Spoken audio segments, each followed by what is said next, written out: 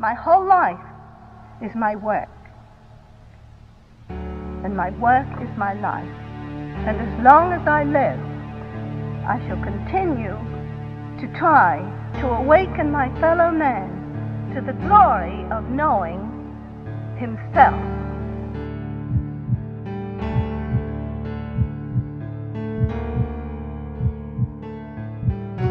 It has been said that one illuminate always recognizes another, no matter what words he used.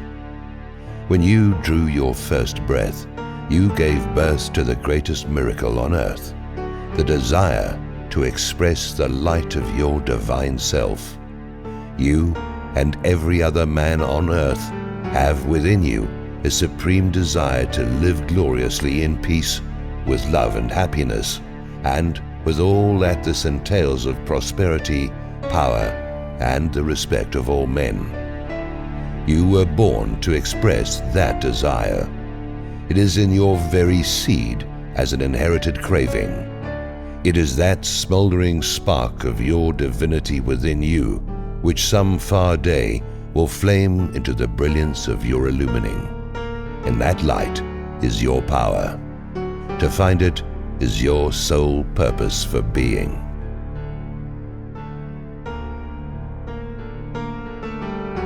All people are experiencing illumination upon a small scale, but do not know it. Every flash of inspiration which man experiences is a cosmic message.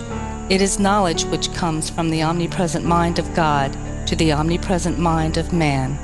Every genius is constantly in direct communication with God, although some are not fully aware of its meaning, as Walter Russell was not aware of its meaning until his great illumination at the age of 49. Up to that time, he knew nothing whatsoever about astronomy, chemistry, electricity, or the construction of matter. In fact, he had no especial desire to know about science. He was the mind of an artist. Imagine then the amazing fact that during that timeless flash, in which he became mind alone, he learned all that he knew about the cosmos and all God's processes, including complete knowledge of God and God's omnipresence within man. Mind knows, it does not learn. All knowledge is timeless to an illuminate.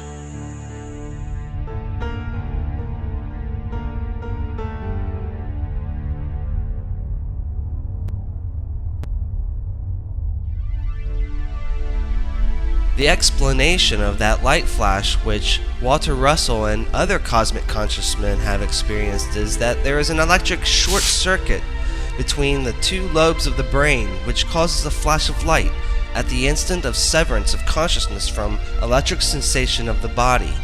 Such a flash occurs at the moment of death in all cases.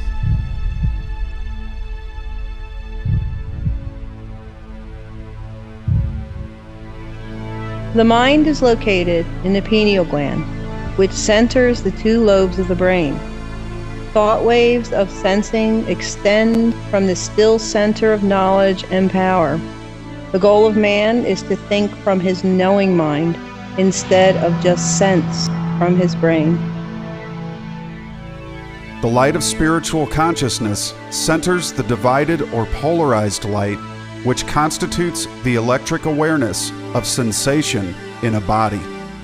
Normally, there is a complete synchronization of consciousness and sensation, but when the severance takes place, which makes the body seem like an unattached and remote appendage, and the mind alone to be all that is, the synchronization is interrupted and does not operate normally. Usually, the cosmic illumination has a duration of a few minutes or hours, leaving an aftermath of a few days.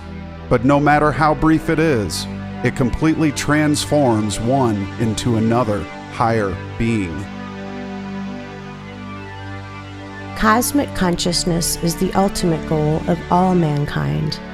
All will know it before the long journey of man is finished, but there are many in this new age just dawning who are ready for it in part, if not fully.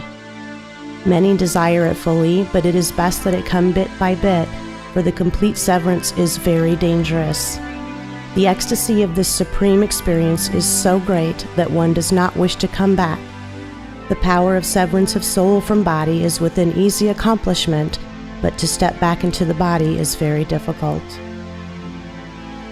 The way to gradually attain cosmic consciousness is to intensify one's conscious awareness by much aloneness and companionship with God, while manifesting Him in every moment and in every task of life. Moment by moment companionship with God brings with it so great a realization of oneness with Him that the transformation into that full realization of unity is apt to take place at any time. The deterrent to cosmic consciousness is the feeling that God is far away instead of being within, and that we can reach that faraway God only through sources outside of ourselves.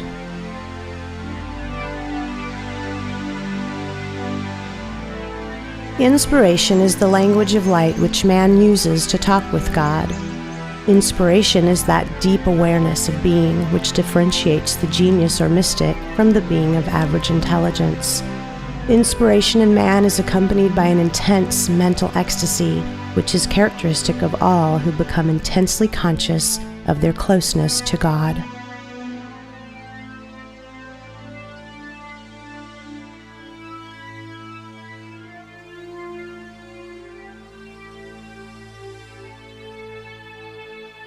Inspired man alone can create enduring things. To create, we must first conceive. To conceive, we must stop thinking and know. All sensing must cease. There is no power in thinking.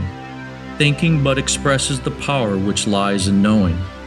We must project ourselves into the still light of knowing to commune with God. We must become one with God to conceive idea in order to produce the form of that idea. A concept must precede its manifestation in form.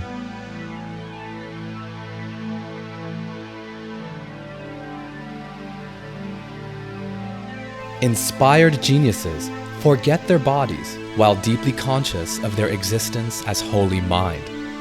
Their bodies, thus forgotten, act almost automatically in obedience to instinct and cell memory reflexes. Inspired geniuses translate God's knowing into words of man for the soul of man. They uplift all mankind by re-inspiring all who listen to their ecstatic words and rhythms. He who attunes his heart to the messages of genius purifies himself. No impurity can there be in his heart, for verily, he then is in communion with the Holy One. Every great genius manifests this law, that he is one with the God mind, that God in him is the source of every thought, and that he is inspired by that omniscience and omnipotence within him, which make his work enduring. All knowledge exists. All mankind can have it for the asking. It is within man, awaiting his awareness of its all-presence.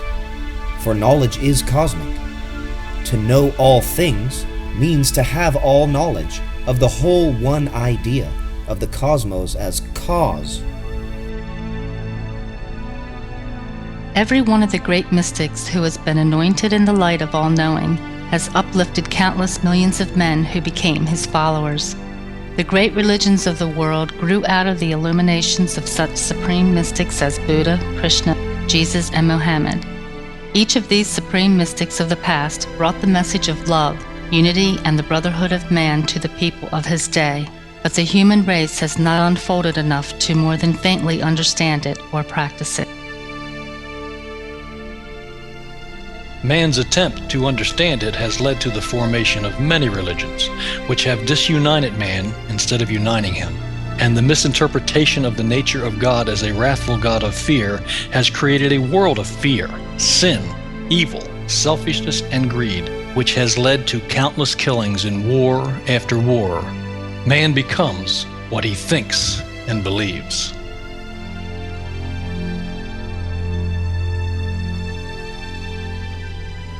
Not until love comes into the world and man is known as the greatest asset to man, and the universal brotherhood principle is so universally practiced that it would be unthinkable for one man to hurt another. Not until then have humans the right to call themselves civilized. God is love, unexpressed. God's creation is love, expressed. God's love is changeless unity. God's creation is his imagined division of his unity into pairs of changing opposite units, multiplied into infinity for the purpose of manifesting the power of love through interchange between opposite pairs. Love is the one supreme, whole idea of God. Desire to express love is the supreme power of God. Knowledge of how to express the power of love makes any man who has that knowledge supreme over other men. The divinity of any man is the measure of the light of love in him. The power of any man is the measure of desire to express his divinity. The greatness of any man is the measure of his ability to express love in his human relations in the manner in which God expresses love in nature.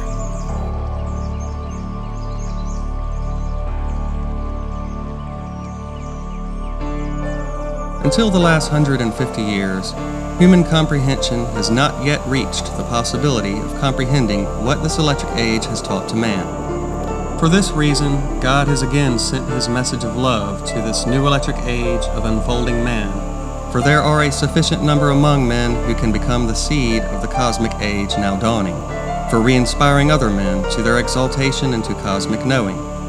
These few among the many, such as you, else you would not have been led to it, will spread their knowing of the love nature of God throughout the earth, and to man of the comprehension of this electric age, and that alone will save mankind from his own destruction.